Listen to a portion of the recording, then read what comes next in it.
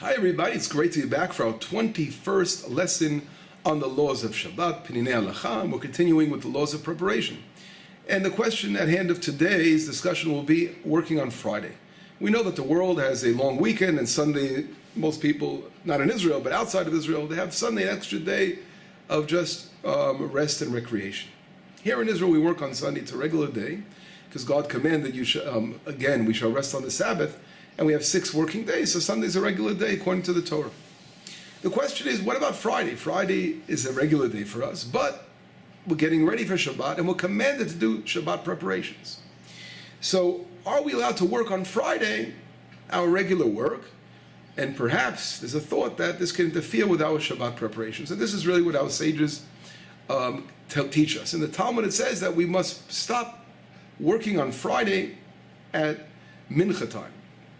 Mincha time is right away an ambiguous term because there are 2 Mincha times.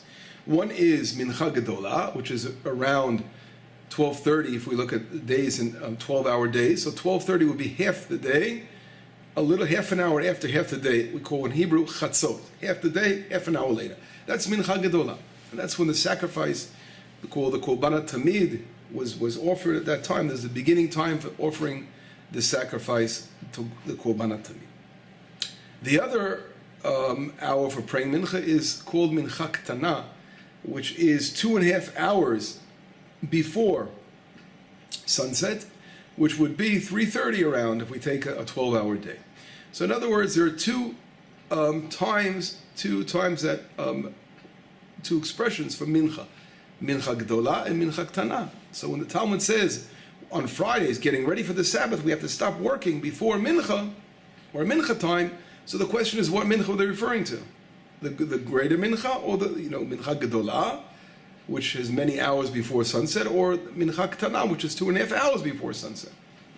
And according to Rashi, our famous sage, Rashi, the whole world studies Rashi every day, Rashi explains that we're talking about Mincha Ktana, the smaller Mincha. In other words, we can work on Fridays 2.5 hours before Shabbat sets in.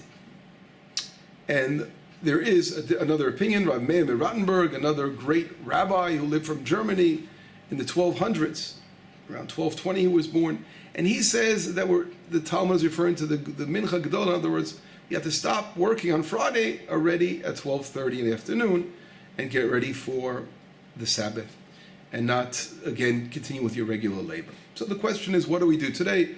How do we rule as far as Jewish law? How does that work? And the answer is, since this whole concept of not doing labor on Friday is a rabbinical concept of our sages in order to allow us to prepare for Shabbat, so therefore we can take the lenient way out and say we're allowed to work until 2.5 hours before Shabbat, and that really is the custom of doing work 2.5 hours before Shabbat. Now, these 2.5 hours, I'll just quickly mention in a passing that we're referring to proportional hours. Now, what does that mean, proportional hours? There's a concept in Hebrew, we call it shot zmaniot. All the different hours that are brought down in the Talmud and the Mishnah, like a law, for example, when you're allowed to put on your tefillin, until when, you recite the Shema, etc. There are times, as Jews we're very, very into times, and therefore, when the Mishnah and the Jewish law bring down a certain time frame, the question is, are we referring to regular hours of 60 minutes or proportional hours? And I'll explain to you what that means. If you take a day during, for example, I gave you examples, 12:30 and 3:30, that's when the day is exactly, again, a 12-hour day. So a 12-hour day, chatzot, half the day would be, 12 o'clock, and 12:30 would be mincha, the big mincha time. 12:30, that's a half an hour after chatzot.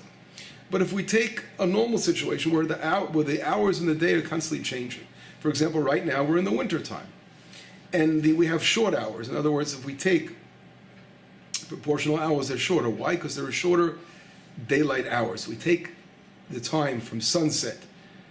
Let's begin by sunrise. We take sunrise to sunset according to the Vilna Gaon and the poskim that count from sunrise to sunset.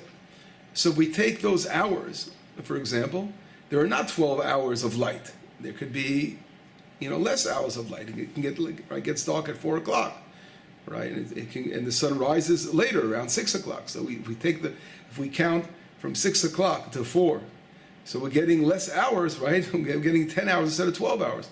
So in other words, we would take those 10 hours, we would multiply them by 60 minutes, we would get 600 minutes, and we divide them by 12. And therefore, each hour would be less. We can get to a situation where the hours are 50 some odd minutes long instead of being hours of 60 minutes. And in the summertime, since there are more daylight hours, the hours could be 72 minutes long at the longest time. In other words, what I'm trying to say is that if we say 2.5 hours before mincha time, in the winter time, these are shorter hours. So it won't be 2.5 hours of 60 minutes, but it could be 2.5 hours of 50 minutes, and they can get a shorter period of time. So that's an important note, and we'll talk about this more at a different time when we talk about laws and times regarding Shabbat and other laws as well. But getting back to what we're saying, on Friday is the time we have to prepare, and therefore 2.5 hours before mincha, we will stop doing work. And the answer is because all this we're doing because we want to honor Shabbat and make preparations, and we don't want to be involved in our personal labor before Shabbat. The question, of course, is what type of work is permitted from the time frame of 2.5 hours and upward before Shabbat. Although we can't do certain work, what kind of work would be permitted? And let's first begin what we shouldn't be doing, right? That if a person is a carpenter, for example, or tailor, or electrician, or a farmer, or computer programmer, I'm giving different examples, all these examples of labor that should not be done from 2.5 hours before Shabbat. If you're a programmer, you should stop programming a computer then.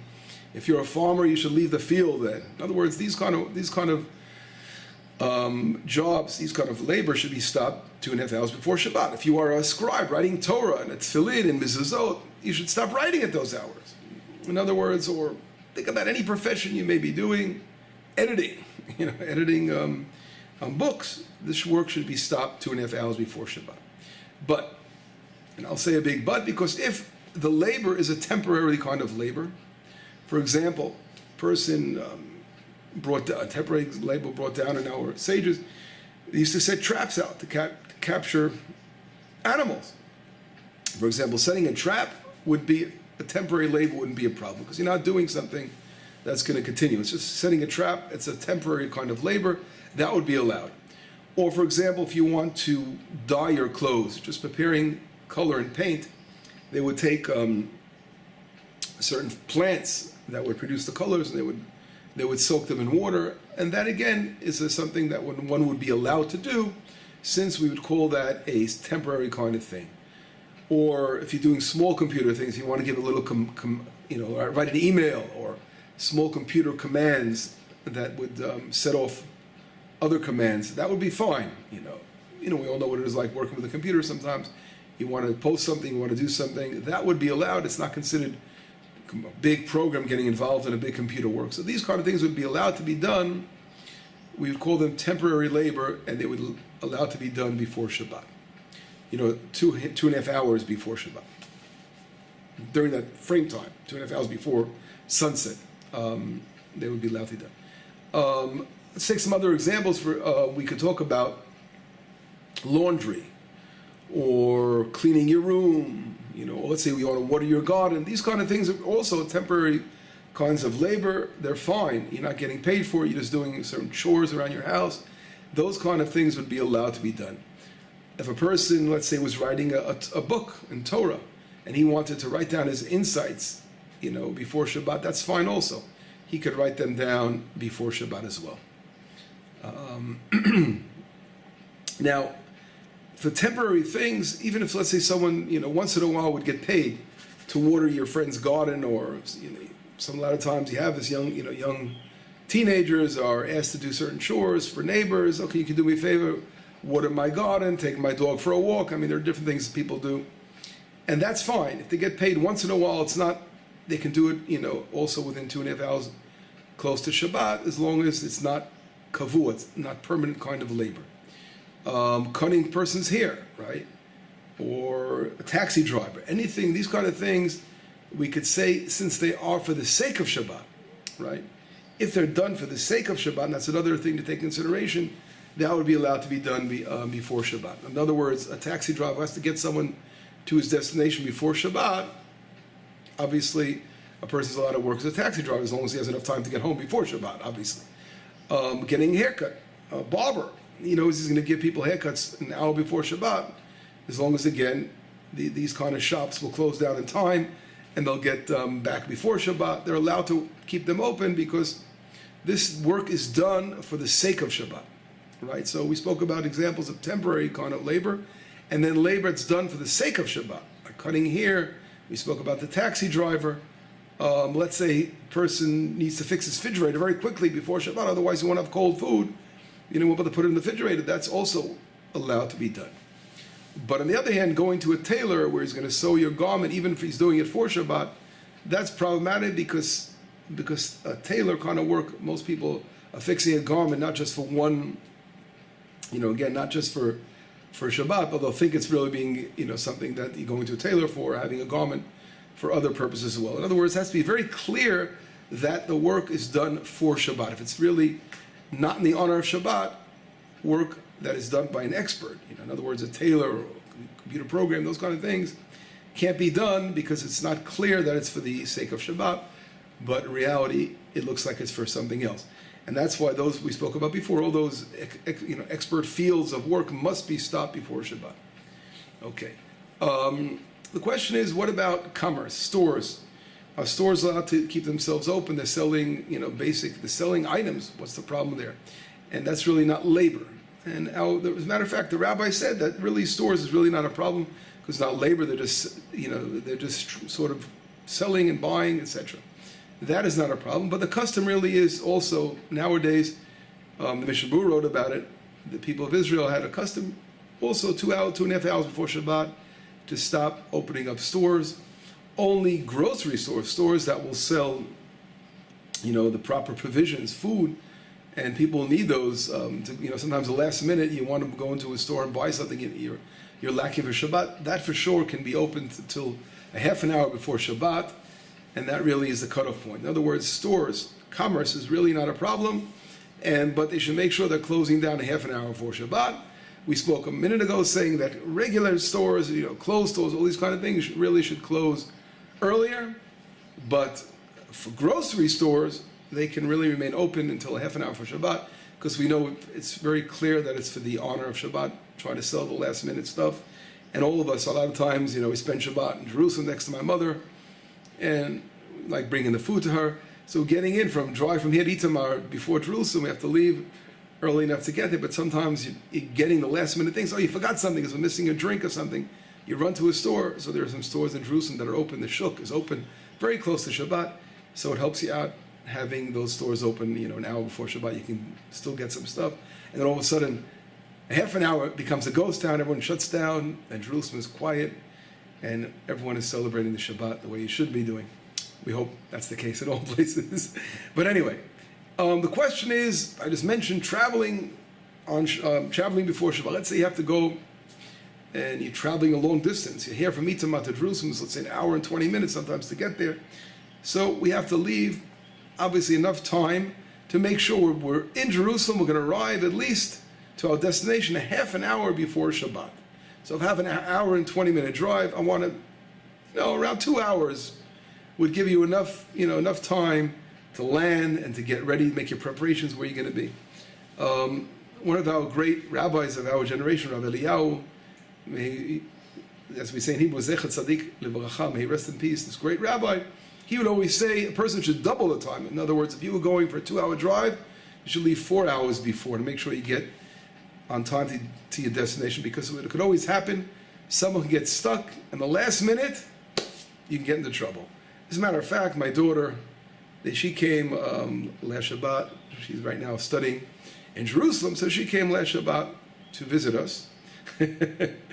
And she, when they came in the car, I got a phone call saying they're stuck in the village nearby. Their car overheated. I'm just going. My hair was standing up. It was about half an hour before Shabbat, but their car was overheated, and I was going crazy. We have to quickly run out and get them, bring them up to the community, not too far away. They were in the nearby village, but thank God, God bless them. And they waited a little minute, they filled it up with water, and they made it to the house before the car collapsed.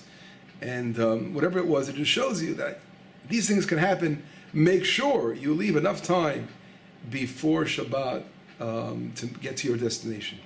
You want to be at ease, you want to relax and be calm.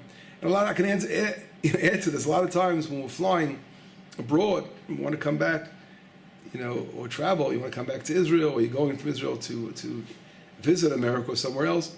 So you want to make sure you're not going to fly on Thursday, because flying on Thursday and then landing, before Shabbat could always be problematic. If your plane gets delayed, or unless it's very early in the morning, then you have enough time for even a couple of delays on the plane.